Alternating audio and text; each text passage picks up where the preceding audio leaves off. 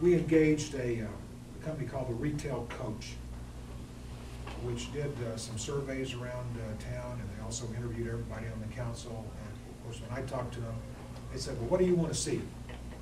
And what's the number one answer? King Supers? Grocery store. Right. I said, grocery store. She said, well, that's what everybody says. I said, yes, so get us a grocery store. Okay? That's the number one thing, getting us a grocery store. And are they going to work in that direction?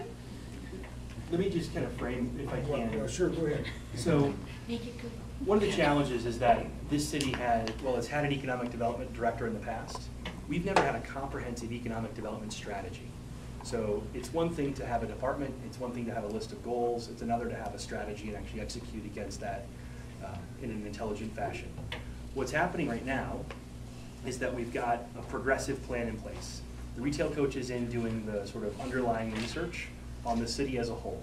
Needs, wants, what we have today, and looking at that from a psychographic, demographic, et cetera perspective. So building that package of data.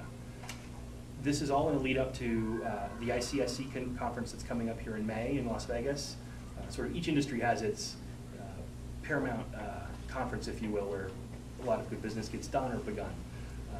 ICSC is the International Shopping Center Conference. And so that's taking place in Las Vegas. Other than the consumer, and I'll be part of that delegation. Other than the Consumer Electronics Show, which is sort of the granddaddy show in Vegas, this is sort of in that top X list of shows.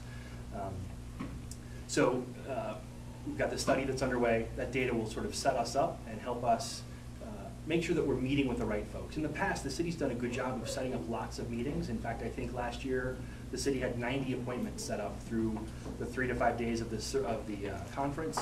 The goal this year is to really not worry about numbers, but worry about quality and go in with a plan. So Brittany Morris, Michelle, one of her staffers, myself, the city manager are meeting periodically in advance of the show to really prepare our pitch, our presentation, and ensure that we're ready for both the planned meetings and the unplanned meetings. I did just get a note from the ED staff today, and it sounds like we have been granted an exceptional opportunity. There's an area of the show where municipalities actually get to exhibit and essentially sell their show. We get to do that. We've been actually given that opportunity. So another neat opportunity for the city this year. And again, at no cost to the city. This is really something that ICSC does by selecting select municipalities and allowing them that opportunity to effectively exhibit. So I think, again, you couple the study, the ICSC conference, and just the aggressive work that Brittany's doing in the Denver Metro network, if you will, I think we're positioned better than we have been in the city's history.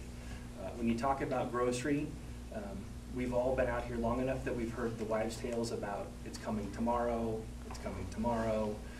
There are factual tales of very near misses where Safeway some years ago was ready to pull the trigger out here, and the deal didn't happen because of water. You know, the city didn't have water to sell, Safeway didn't have water to bring, the district didn't have water to offer, and that seems to be the straw that broke that camel's back.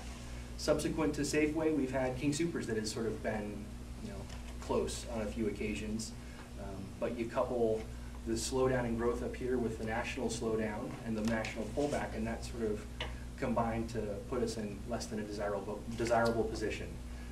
Would you agree that we're probably going to see Walmart before we see a King Soopers or a Safeway? I'm not a betting man. About 2011, I think. Yeah, I mean, Walmart has until 2011 to execute against their agreement. They, again, were very close, I think, to pulling the trigger. They've actually come back and suggested that they're going to decrease their footprint. I don't know who all is familiar with Walmart, but they're probably one of the kings of process improvement. And so they've done a lot to force their suppliers to reduce packaging so that it takes less space to store their stuff.